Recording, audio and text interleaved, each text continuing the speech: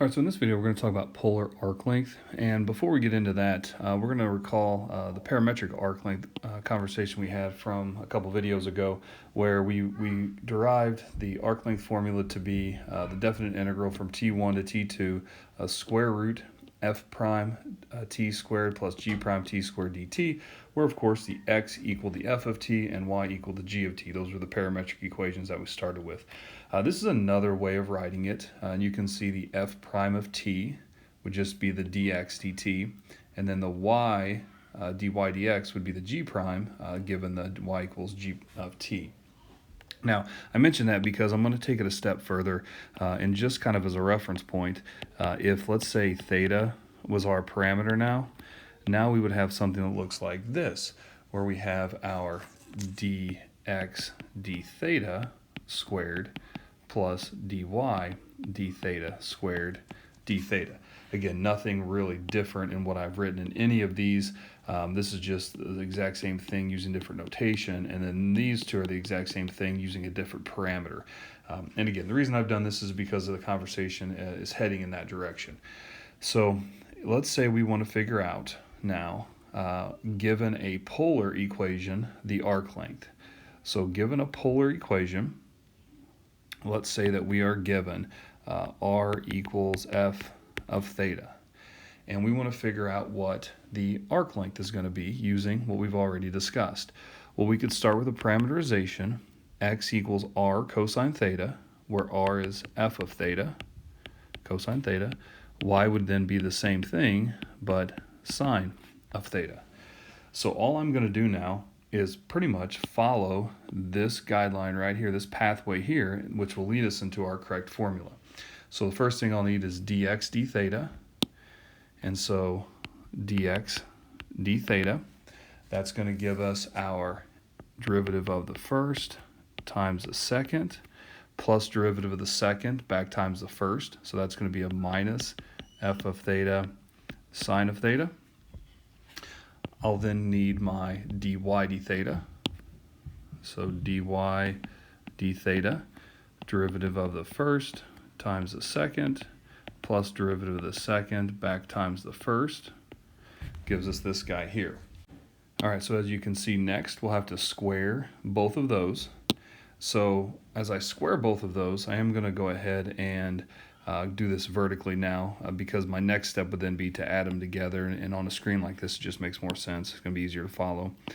So I'm going to go ahead and square both of those. Square that, square that, square that. All right, so then as I do this, I'm going to have my f prime of theta squared cosine squared theta. Then I'm going to have minus 2 f of theta f prime of theta sine theta cosine theta, and then plus f of theta squared sine squared theta. So all of this comes from just foiling this out. So I've got this guy squared, and I'm going to have minus 2 of that times that, and then this guy squared here.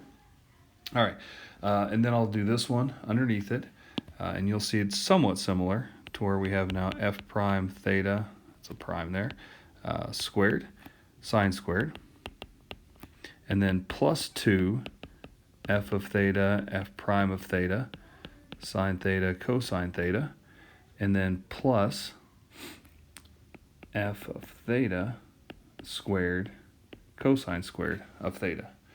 So all of that is this guy right here foiled out. All right, so we've got this separately, we've got this separately, and now need to add them together, and that's where doing this vertically has helped out. So in doing that, conveniently you can see all of those middles go away. And as I add these two things up, you'll notice that I have an f prime squared in common with each. So as I add it up, I'm actually going to factor it out. So I'm going to have an f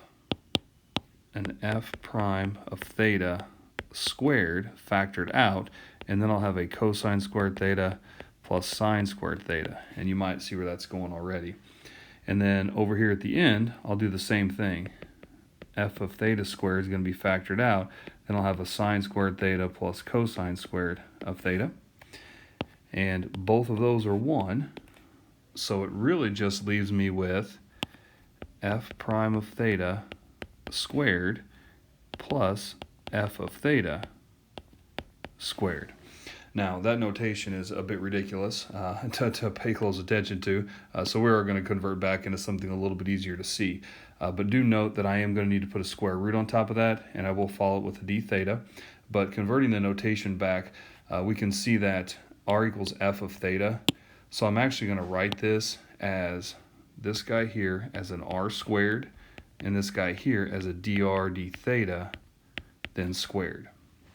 So that then leaves us with our arc length formula, and that's going to be the integral from alpha to beta of the square root r squared plus dr d theta squared d theta. Now, I don't feel like we necessarily need to work a problem. It's more just plugging stuff in. Given the actual polar curve up here, you would, of course, just plug the r in right there, square it, take the derivative of the r, square it, square root it, clean it all up, and integrate, something we've done many times before using similar formulas. So I don't think that that's necessary. If you feel like you need to see an example, there's on page 678. That's page 678 in your text. Example 4 will walk you through one very standard type problem, one that I know you'll feel comfortable with.